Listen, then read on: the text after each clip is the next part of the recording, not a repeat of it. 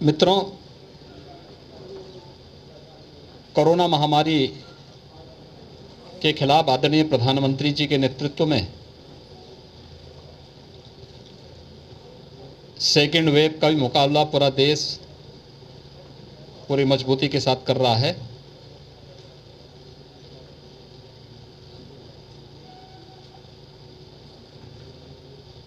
जो मंत्र कोरोना महामारी से लड़ने के लिए सभी राज्यों को दिए गए थे, ट्रेस, टेस्ट और ट्रीट, इसको अपना करके उत्तर प्रदेश सरकार ने और उत्तर प्रदेश की जनता को राहत देने में काफ़ी हद तक सफलता प्राप्त हुई है।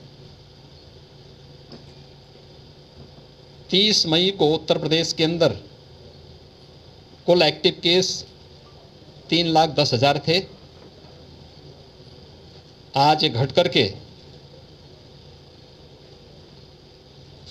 2,33,000 तक आ गए हैं। यानी 8 दिन के अंदर 77,000 एक्टिव केस प्रदेश के अंदर कम हुए हैं।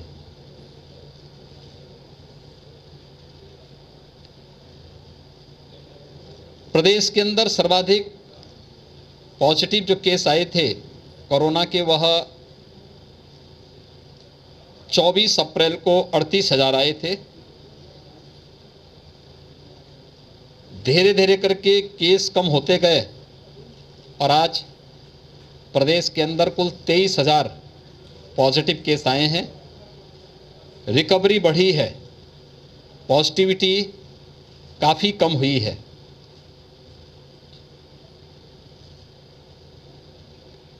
वाराणसी जनपद और वाराणसी कमिश्नरी के भी हम लोगों ने यहाँ पर समीक्षा ली है और इसमें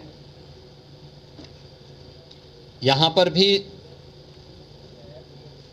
आशातीत परिणाम सामने आते हुए दिखाई दिए हैं। पॉजिटिविटी काफ़ी कम हुई है पिछले एक सप्ताह के अंदर, रिकवरी बढ़ी है और एक जो अभियान पूरे प्रदेश के अंदर चल रहा है उसके भी परिणाम उसी रूप में आते हुए दिखाई दे रहे हैं। यहाँ पर पिछले एक सप्ताह में अकेले वाराणसी मंडल में जो एक्टिव केस कम हुए हैं, यह लगभग 9,285 एक्टिव केस कम हुए हैं इस पूरे वाराणसी मंडल में, जिनमें सर्वाधिक 4,500 से अधिक जनपद वाराणसी में हैं। फर्स्ट वेव की तुलना में सेकंड वेव काफ़ी तीव्र संक्रामक रही और तेजी के साथ संक्रमण फैलने से लोगों में एक भय की सी आशंका हुई। दूसरा, ऑक्सीजन की डिमांड बढ़ी। हम सब आभारी हैं प्रधानमंत्री जी के, जिन्होंने पूरे देश के अंदर ऑक्सीजन की आपूर्ति को बढ़ाने के लिए ऑक्सीजन एक्सप्रेस और इंडियन एयरफोर्स के विमानों का उपयोग करते हुए ऑक्सीजन की इस आपूर्ति को, लिक्विड मेडिकल ऑक्सीजन को हर एक राज्य तक पहुंचाने का कार्य किया। उत्तर प्रदेश की जो कुल ऑक्सीजन की सामान्य दिनों में आवश्यकता होती थी, वह ज़्यादातर मेडिकल कॉलेजेस ने अपने यहाँ एयर सेपरेटर यूनिट रखी हुई थी या फिर एलएमओ ऑक्सीजन प्लांट के साथ अपने स्वयं के एग्रीमेंट के साथ माध्यम से लेते थे। लगभग 300 से 400 मीट्रिक टन में उनकी इस पूरी आवश्यकता की पूरी हो जाती थी। लेकिन जिस तेजी के साथ संक्रमण फैला, उसके कारण ऑक्सीजन की डिमांड भी बढ़ी। आज हम लोग ऑक्सीजन एक्सप्रेस के माध्यम से और एयरफोर्स के विमानों के माध्यम से प्रदेश के अंदर जो सामान्यतः ऑक्सीजन आती थी उनके साथ ही 1000 मीट्रिक टन ऑक्सीजन की आपूर्ति आज के दिन पर उत्तर प्रदेश के अंदर अलग अलग क्षेत्रों में करा रहे हैं, जिसमें ऑक्सीजन एक्सप्रेस के माध्यम से वाराणसी और आसपास के जनपदों की भी आपूर्ति हो रही है। हर एक स्तर पर संसाधन बढ़ाने के प्रयास हो रहे हैं। एक महामारी है और महामारी का मुकाबला जिस मजबूती के साथ किया जाना चाहिए, इसमें सरकार, समाज, सभी लोग मिलकर के जब प्रयास करेंगे तो उसके सार्थक परिणाम आएंगे। हमारे हेल्थ वर्कर्स बहुत अच्छा काम कर रहे हैं, कोरोना वॉरियर्स बेहतर कार्य कर रहे हैं। कोरोना से बचाव के लिए देश के अंदर 2 स्वदेशी वैक्सीन पहले ही लॉन्च की जा चुकी है और उसमें वैक्सीनेशन का कार्यक्रम भी युद्ध स्तर पर चल रहा है। एक तीसरी वैक्सीन के लिए भी भारत सरकार ने अपनी सहमति दे दी है। उत्तर प्रदेश के अंदर भारत सरकार की मदद से अब तक हम लोग 45 प्लस के 1,37,00,000 से अधिक लोगों को वैक्सीन दे चुके हैं और राज्य सरकार ने भी भारत सरकार की मदद से अपने स्तर पर 18 प्लस जिन लोगों को वैक्सीन देने की सहमति भारत सरकार ने दी थी, उनमें से 1 लाख से अधिक लोगों को हम वैक्सीन अब तक उपलब्ध करा चुके हैं। 45 प्लस से जुड़े हुए जितने भी लोग थे उनके लिए प्रदेश के हर जनपद में 4,500 से अधिक केंद्र वैक्सीनेशन के चल रहे हैं। प्रारंभ में वैक्सीन की वेस्टेज की शिकायतें आ रही थी, प्रयास था इसे न्यूनतम स्तर तक पहुंचाने के लिए और आज इसे घटा करके 2 से 3% तक करने में सफलता प्राप्त हुई है।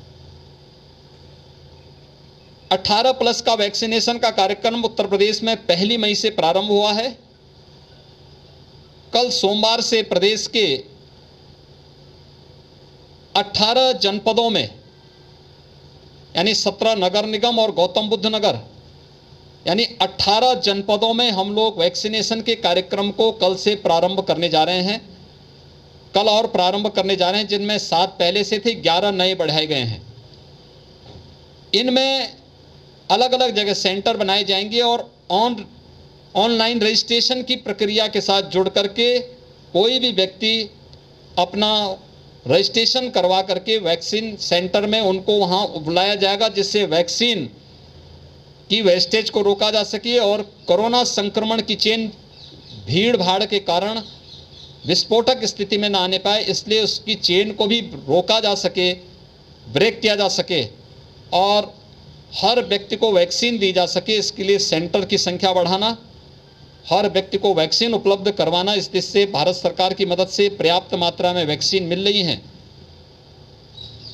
काशी इस समय जो सबसे बड़ा सेंटर है, यहाँ पे न केवल वाराणसी के लिए बल्कि पूर्वी उत्तर प्रदेश, बिहार और तमाम अन्य राज्यों के लिए बीएचयू का सुपर स्पेशलिटी जो सेंटर है आदरणीय प्रधानमंत्री जी के अनुकंपा से बनकर के तैयार हुआ और आज कोरोना उपचार का लेवल 3 लेवल का एक हॉस्पिटल के रूप में यह तमाम प्रकार की अमूल्य जानों को बचाने का काम कर रहा है। हम सब आभारी हैं, आदरणीय प्रधानमंत्री जी ने 750 बेड का एक डीआरडीओ और आर्मी की मदद से एक नया हॉस्पिटल भी यहाँ पर स्वीकृत किया है और उसमें कार्य युद्ध स्तर पर चल रहा है। 250 बेड उसमें वेंटिलेटर के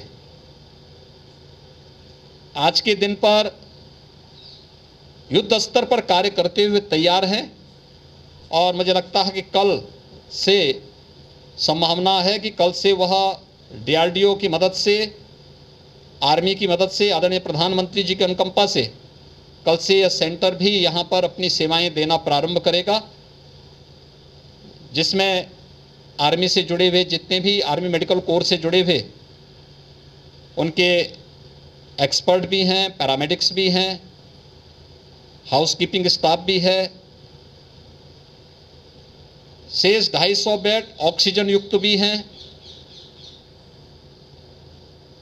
बीएचयू और लोकल एडमिनिस्ट्रेशन भी, health worker, housekeeping staff, paramedics और अन्य जितने भी कार्य होंगे यहाँ पर, चाहे वह सिक्योरिटी का हो, फायर एंड इलेक्ट्रिक सेफ्टी का हो, इन सभी कार्यों को करने के लिए यहाँ पर पूरी तत्परता के साथ यहाँ पर मिलकर के आपसी समन्वय के माध्यम से इस कार्यक्रम को आगे बढ़ा रहे हैं।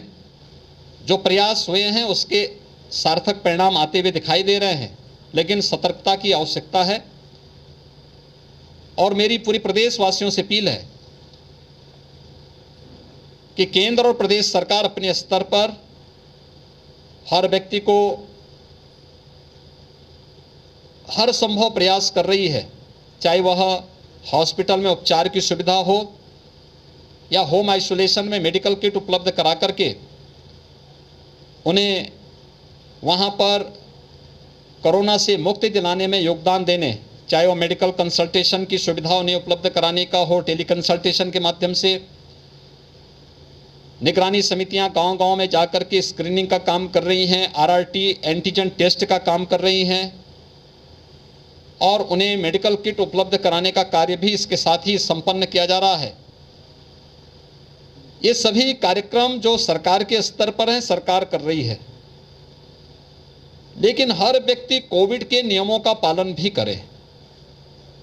कोविड के जो प्रोटोकॉल हैं, खासतौर पर बचाव सबसे महत्वपूर्ण इसका हथियार है। हाई रिस्क कैटेगरी के लोग बाहर ना आए, अनावश्यक कोई भी व्यक्ति बाहर ना आए। घर के बाहर आना ही है तो मास्क और 2 गज की दूरी का पालन करें। जो वैक्सीन दी है, वैक्सीन ऑनलाइन रजिस्ट्रेशन करा करके जिस दिन उन्हें सेंटर में, जिस सेंटर में बुलाया जाए उसी सेंटर में जा कर के हम वैक्सीन ले लें, क्योंकि वैक्सीन अब तक का